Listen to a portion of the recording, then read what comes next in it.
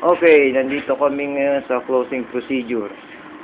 Ang oras natin is 9:05.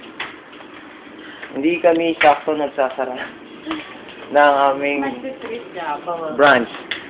Ito si Rhea, boyfriend ko. Si Mami Peng. Boyfriend? Papakilala siya kay Ola. Gopen. Gopen. Ngayon, naghihintay kami mag-close sa baba. Eh, Ola, bago kami mag-close napakatabi, dito. Ha? Ha? Hola. Hi, girlfriend, si Ate Rhea. Girlfriend ni Papa. Hi! Ako Gopen. Gopen? Gopen ka na naman dyan. Gopen? Girlfriend ko yan. Gopen. Yan ang kung bakit kami kasara ng 9 o'clock pero di kami sakal lumalabas. Kami ay nakakulong pa rin dito sa loob. Ha?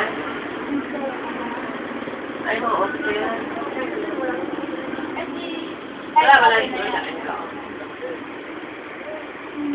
Ano, saan ka pupunta?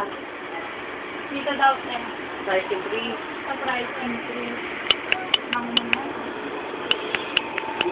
Saan? Diyan. Diyan sa training. Ah, John, pwede kasi siya pupunta sa road kahapon eh. Sa store closing. Ano naman eh. Kaya hindi na na-print eh. Dapat Sa price ano muna increase. nila. Kaya yung Pinapa-update na sa kanya. Tapos hindi pa lang yung ano.